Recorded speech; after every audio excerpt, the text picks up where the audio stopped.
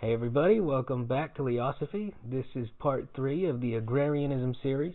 There'll probably be one more, and it'll probably be sort of a how-to guide, something about ways that you can adopt this means of living, if you choose to. But this one is going to be more about the case for modern agrarianism. And let me start with tying it in with what I've previously touched upon, Dunbar's number, also known as the monkey sphere. If you look at the way human beings have evolved for millennia, actually that's not even a fair assessment, because this doesn't just apply to modern man. It's actually tens, hundreds, conceivably more than that in the scale of time. So it could be tens of thousands of years, it could be hundreds of thousands of years, or you could argue even if we go to before modern man, millions of years. If you look at the way that humans have lived, they've lived in small groups, small tribalistic groups. Even when we look at more recent history with empires and multinational kingdoms, things of that sort, you still had areas that were divided by culture, language, and most importantly by blood. And that's because kin selection plays a pivotal role in altruism. And the monkey sphere, really, when you get down to it, it's about empathy. It's about seeing someone as 100% human, putting yourself in their shoes. Well, altruism without empathy, the two simply can't exist independently of one another. In many respects, altruism is the execution of empathy. That's what it is. It's the physical act of empathy. In order to make a sacrifice for another person, you have to see them as more than just a two-dimensional concept.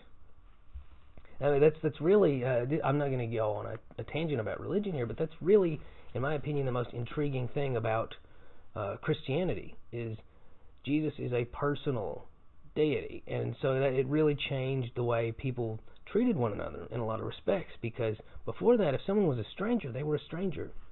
They had no value to you. But in that case, then the new religious view was, well, if you hurt that guy that you don't know or care about, you hurt Jesus. He cares about you, and you know him, right? It changed the way people viewed social interaction. Really staggering stuff. And I'm not going to fixate on that. It's just interesting to note that before that era, and even well after it, I mean, let's not kid ourselves, the idea of treating someone you've never met, someone you've never seen, someone whose name you don't know, the same as you would treat a close relative or your neighbor, it's laughable. And the reason why that ties in with agrarianism is that kind of attitude isn't something you would have to adopt every day outside of an urban environment. That's you see this in the romanticization of small towns and things like that. You know, actually, I guess I better not make fun of that because I might get copy striked or whatever. Yeah, if you look at small units of people, that's how societies have always functioned. You know, at the very top, you've got a monarch who rules over a city, state, or a nation, or in some cases a multinational, multilingual empire. And then below that, then you have smaller units. You have the gentry who rule over different subdivisions of said kingdom, different cities, different regions. And then you have municipalities. And then you have little hamlets, little villages, small, interconnected, kin selection being huge because a lot of them are related. They all have a physical resemblance to one another. They share common culture, language, and traditions that even people the next town over may not. I recently, I think it was the previous video, I mentioned how schools will have that kind of behavior. Two schools in the same town. Over there, they don't use the right slang term for this and that. That kind of attitude is something that you would see in these small villages. And then you break it down even further into the smallest, which is the family unit. Whenever all those things are in sync, people function properly. They're happier, they're healthier, they have a community that supports them. They're not just this isolated individual. Rural life fills that niche perfectly, but urban life doesn't. When you're surrounded by millions of people you don't know, even though you're surrounded by other people, you're going to feel alienated. And by the way, this isn't me talking about, it would be very easy to analyze this and think, well, that's just him. He's clearly urban and lonely. But no, I've actually never lived in a big city. They don't appeal to me in the slightest, for starters. And I've always had even in my upbringing, was somewhat agrarian in nature. So this is not me projecting. This is based on years of analysis and looking into the way a lot of problems other people have. And then in addition to that, people are starved for nature itself, for natural phenomena.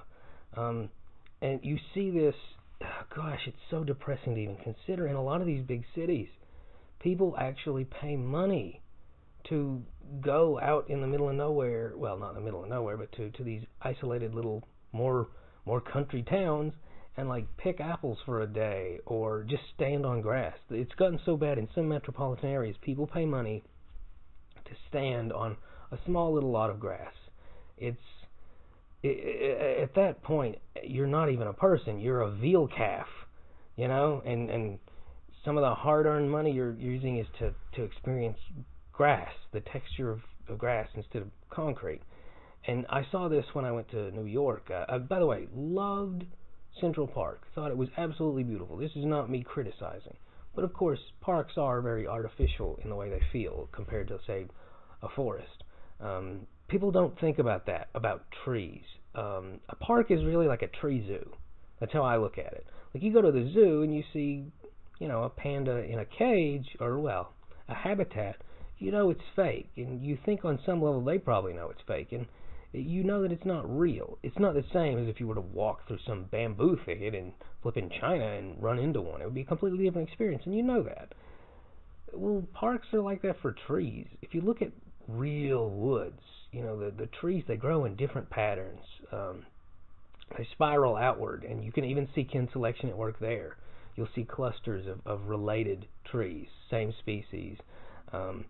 You often, sometimes say clones of one another, things like that, and they're all competing with each other for sunlight. It's funny. People don't blink when they see a lion kill a gazelle because they just think, oh well, that's nature, kill or be killed.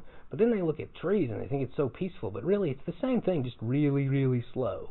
One tree is trying to grow over another, block out the sun, and then that one dies, and then good can eat the nutrients that he'll produce in the soil when he decomposes.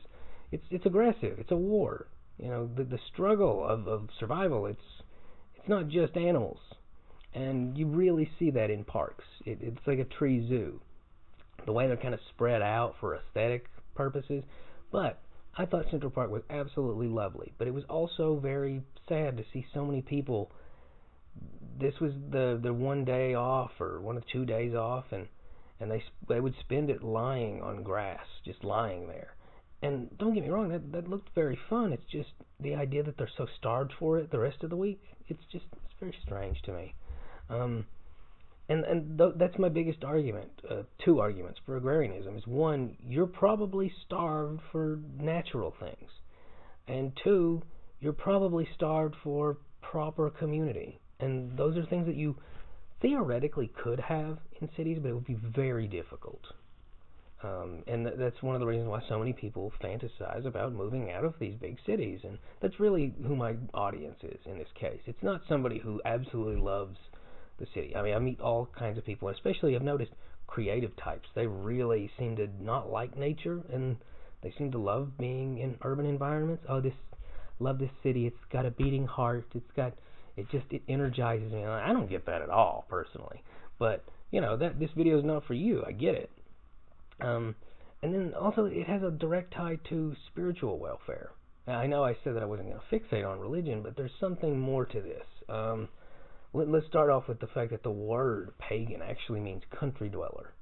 It's because people have a spiritual connection when they're around natural phenomena. That's really where that idea comes from. And you see it, I've noticed when I talk to people who are urban, they tend to be very devoid of any kind of spiritual inflection. They don't contemplate that sort of thing. Now, don't get me wrong.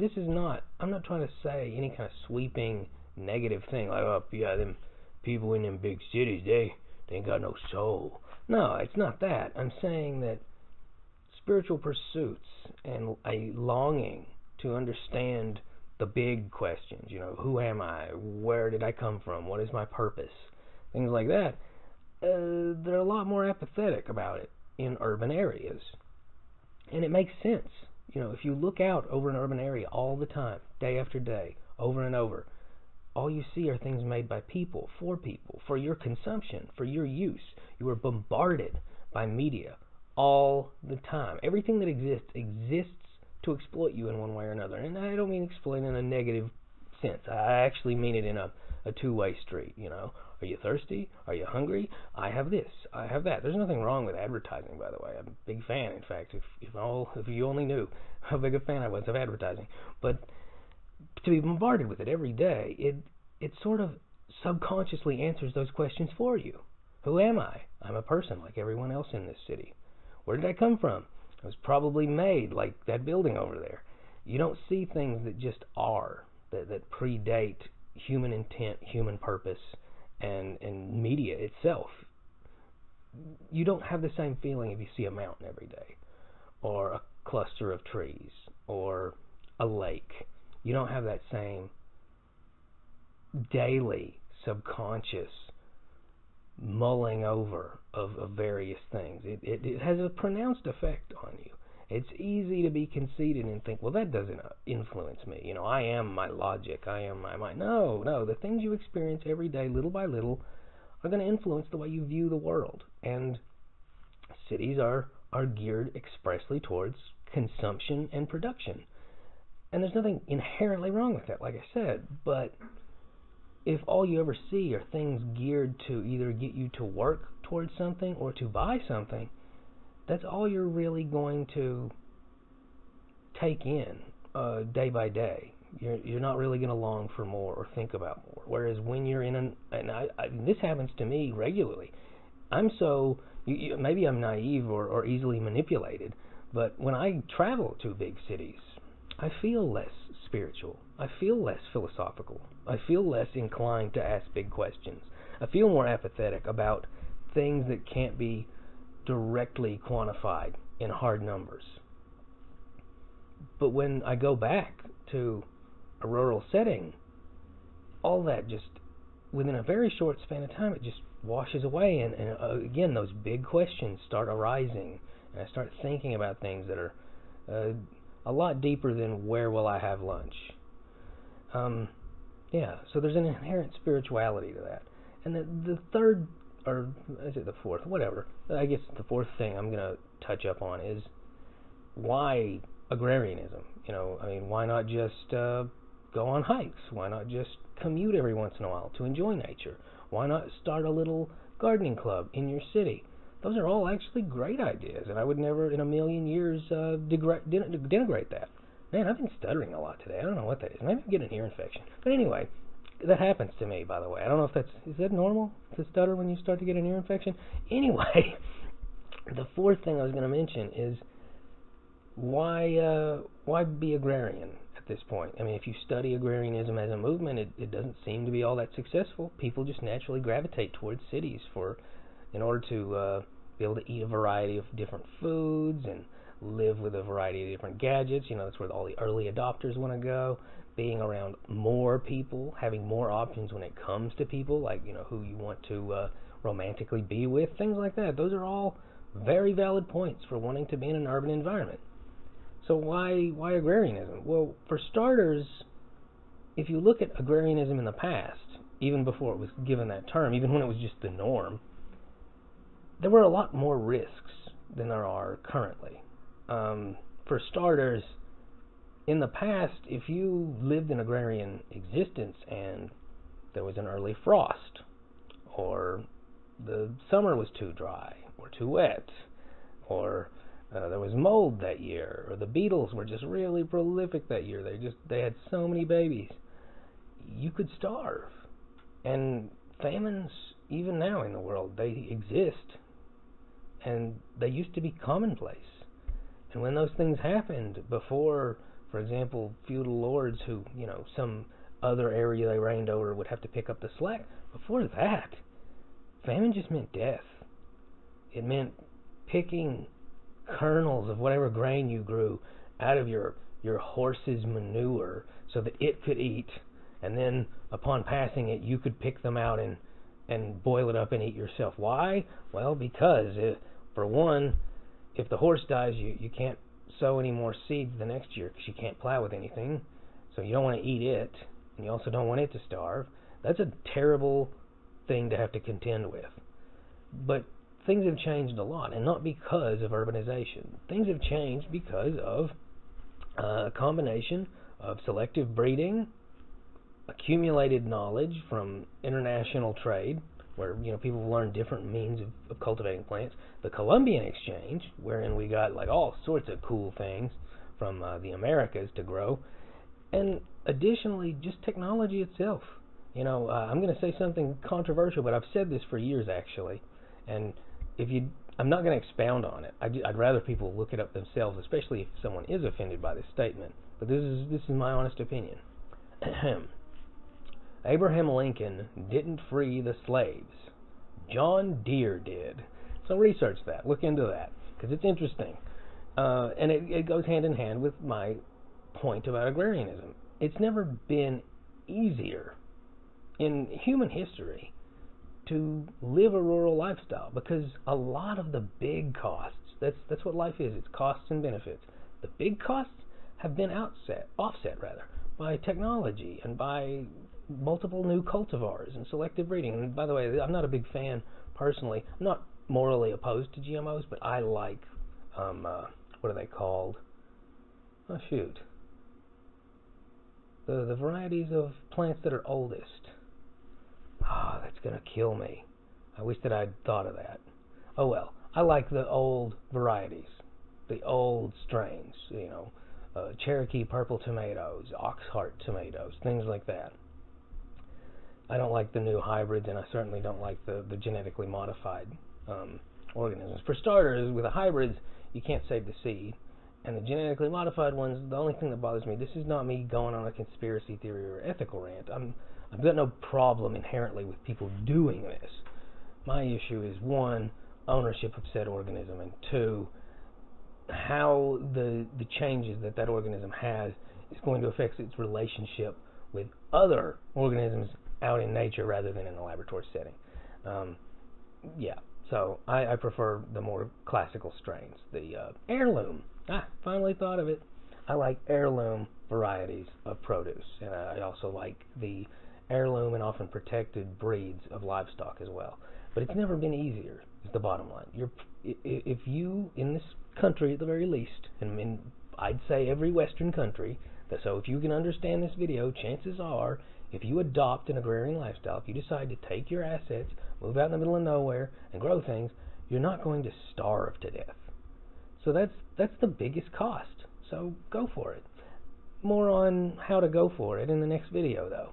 But those are my arguments. It's a question of spirituality. It's a question of having a community that supports you based on a common bond of culture, language, and kin selection. And it's also about how starved people are for being in nature. Those are the big reasons why I think a lot of people would benefit tremendously. A lot of people who they think that there's something wrong with them when really there's something wrong with the world. So yeah, I'll expound more on how you can adopt this kind of lifestyle realistically, and again, it's not for everybody, in the next video. So thanks for watching, guys. Thanks. Bye. Where's the stop button? There it is.